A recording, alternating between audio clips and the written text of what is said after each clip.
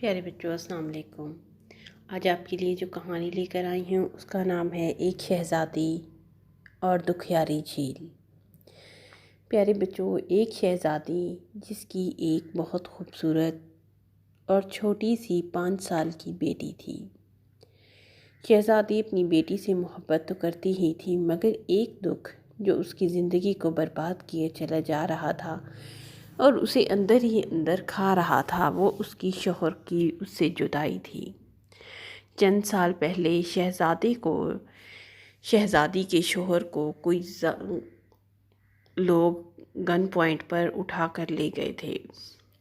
پستول اور بندوق کی فائرنگ کی تھی شہزادی کے محل پر، اور وہاں سے شہزادے کو اٹھا کر قید کر لیا تھا۔ اب شہزادی نہیں جانتی تھی کہ وہ لوگ کہاں سے آئے تھے اور کیوں انہوں نے شہزادے کو قید کیا تھا۔ شہزادی نے ہر جگہ شہزادے کو ڈھونڈنے کی کوشش کی، مگر کافی سال بیت گئے، شہزادی کو شہزادہ نہ ملا۔ شہزادی اپنی بیٹی کی پرورش اکیلی تنہا کرتی رہی، مگر دکھ سے ہمیشہ نڈھال رہتی تھی، کیونکہ اسے لگتا تھا کہ اب شہزادہ کبھی لوٹ کر نہیں آئے گا، کیونکہ وہ ظالم لوگ جیسے مارتے پیٹتے شہزادے کو لے کر گئے تھے، ایسا ہی معلوم ہوتا تھا کہ وہ اسے نہیں چھوڑیں گے، وہ اس کو جان سے مار دیں گے۔ مگر جب تک انسان زندہ ہو تو انسان کو کب سکون آتا ہے؟ یہی حال شہزادی کا تھا کہ اسے ایک پل کا بھی سکون نہ تھا۔ وہ چاہتی تھی کہ کسی طرح اڑ کر شہزادے سے مل لوں، یا کسی بھی ایسی فورس سے جو ہوائی فورس ہو اس سے وہ جا کر شہزادے کو ملے۔ شہزادی کو اپنی بیٹی کو تنہا پالنا بہت مشکل لگ رہا تھا۔ ایک دن اس نے فیصلہ کیا کہ کیوں نہ میں کسی بزرگ کے پاس جاؤں جو مجھے اس کا حل بتائے، ورنہ میری تو ساری زندگی ایسے ہی گزر جائے گی، میں شہزادے کے بغیر تو رل کر رہ گئی ہوں۔ پھر اسے کسی نے بتایا، کسی نیک بزرگ کے بارے میں۔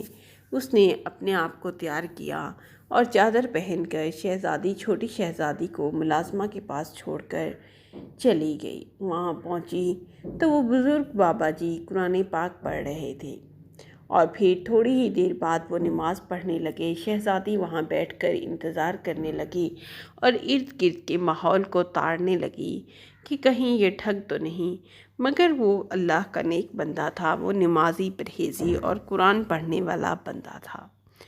وہ فارغ ہوا تو شہزادی نے اس سے پوچھا کہ مجھ سے شہزادہ کچھ عرصہ پہلے جدا ہو گیا ہے، کوئی ایسا طریقہ بتائیں، کوئی ایسا عمل بتائیں، کوئی ایسا ورد بتائیں جس سے میں شہزادے سے مل جاؤں۔ اب اس بزرگ نے کہا کہ پہلے میں حساب کر کے دیکھ لوں کہ وہ ہے کہاں۔ بابا جی نے کچھ دعائیں پڑھی اور معلوم کیا کہ شہزادہ اس وقت کہاں تھا۔ اسے معلوم ہوا تو اس نے شہزادی کو کہا کہ بیٹا، میں تمہیں ایک دعا بتاتا ہوں، تمہیں وہ اس کا ورد کرنا ہوگا۔ ایک دکھیاری جھیل ہے جس پر تمہیں ہر دن جانا ہوگا اور وہاں بیٹھ کر دعا کرنی ہوگی۔ پھر ایک دن اس دکھیاری جھیل کے پاس سے تمہیں شہزادے کی خوشبو آئے گی، مگر اس وقت تم شہزادے کو ڈھونڈنا مت۔ اگر تم شہزادے کو ڈھونڈو گی تو تمہیں کبھی بھی شہزادہ نہیں ملے گا۔ خاموشی سے گھر واپس لوٹ آنا، اور اس کے کچھ ہی 20-15 دن کے بعد تمہیں شہزادہ اسی جھیل پر دوبارہ ملے گا، تو اس وقت وہ تمہارے سامنے آ جائے گا تو تم اس سے مل لینا۔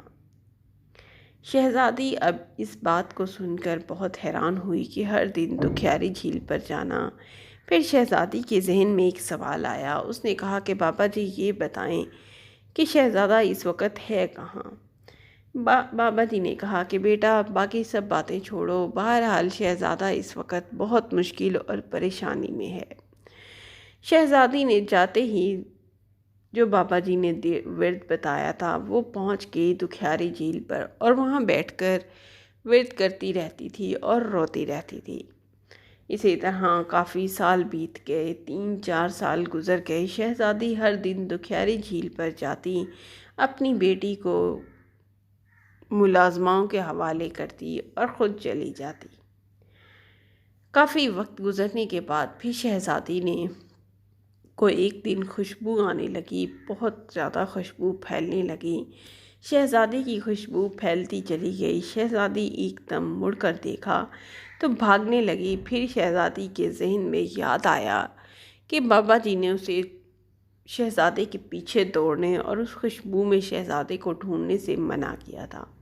شہزادی وہیں بیٹھ گئی اور فوراً اپنے گھر کی طرف واپس لوٹ آئی کہ ایسا نہ ہو کہ کچھ اس سے غلطی ہو جائے اور شہزادہ اسے کبھی نہ ملے۔ پھر شہزادی اگلے دن پھر دکھیاری جھیل پر پہنچی اور وہی ورد کرتی رہی۔ دن گزرتے گئے، 15-20 دن گزر گئے۔ آخر ایک دن شہزادی وہاں بیٹھی تو کیا دیکھتی ہے کہ شہزادہ وہاں اس کے سامنے خوشبو آئی اور پھر شہزادہ وہاں نمودار ہو گیا۔ شہزادی نے جب یہ تمام ماجرا دیکھا تو شہزادے سے لپٹ کر رونے لگی اور بہت اونچا اونچا رونے لگی اور کہنے لگی کہ مجھے اس دنیا میں چھوڑ کر کہاں چلے گئے تھے، ظالموں نے تمہارا کیا حال بنا دیا۔ شہزادے کی داڑھی بڑھی ہوئی تھی، شہزادہ پہچانا نہیں جا رہا تھا، مگر شہزادی نے اسے فوراً اپنے گھر لے گئی اور اسے کھانے پینے کو اچھی چیزیں دی۔ شہزادے نے نہا دھو کر صاف ہوا اور پھر تمام ماجرا شہزادی کو بتایا۔ وہ ظالم لوگ شہزادے سے کچھ کام کروانا چاہتے تھے، جس کی وجہ سے شہزادے نے وہ کام کرنے سے انکار کر دیا۔ انہوں نے اسے کڑی اور سخت سزائیں دی، مگر شہزادہ اب بالکل ٹھیک تھا اور وہ ہنسی خوشی اپنی زندگی بسر کر رہا تھا، اپنی بیوی کے ساتھ اور اپنی بچوں کے ساتھ۔ ان ظالم لوگوں سے اس کی جان چھوٹ چکی تھی۔ پیارے بچوں، چینل کو سبسکرائب کرنا اور ویڈیو کو لائک کرنا بالکل مت بھولیں۔ Thank you. اللہ حافظ۔